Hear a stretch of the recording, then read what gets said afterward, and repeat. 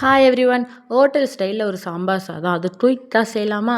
நம்ம எப்பயுமே யூஸ் பண்ணுற சாப்பாட்டு அரிசி எடுத்து ஒரு கிளாஸ் எடுத்துக்கலாம். ஒரு அரை கிளாஸ் போல் துவரம்பருப்பு, ஒரு 2 டீஸ்பூன் போல் பாசிப்பருப்பு எடுத்து நல்லா வாஷ் பண்ணிவிட்டு ஊற வச்சிடலாம்.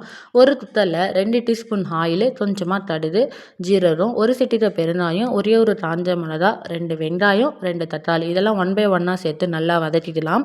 நம்ம ஆஷுவலாக என்ன காய் சாம்பாருக்கு சேர்ப்போமோ அது எல்லா காயுமே நம்ம குட்டி குட்டியாக கட் பண்ணி போட்டுக்கலாம். அந்த எண்ணெயில் லைட்டாக காய் வதங்கினா பாரு நம்ம மசாலா ஆட் பண்ணிக்கலாம். மஞ்சத்தூள், மிளகாத்தூள், சாம்பார் பொடி மட்டும் 2 டீஸ்பூன் போல் சேர்த்து அந்த காய் கூட நல்லா மிக்ஸ் ஆகிற மாதிரி வதக்கிக்கலாம்.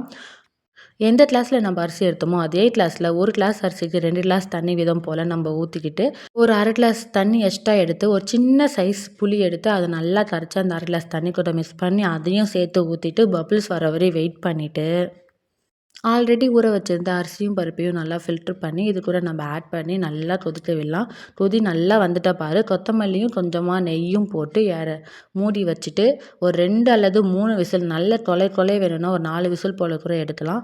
அதை நீங்கள் நல்லா போட்டுட்டு ஒரு 4 விசில் லோ ஃப்ளேமில் வச்சு எடுத்துகிட்டு நம்ம இறக்குறப்போ சும்மா ரம்மன்னு வீடே மணத்துற மாதிரி ஒரு சாம்பார் சாதம் ரெடி ஆகிடும். சர்வ் பண்ணுறப்ப கொஞ்சமாக நெய் ஊற்றி சாப்பிட்லாம்.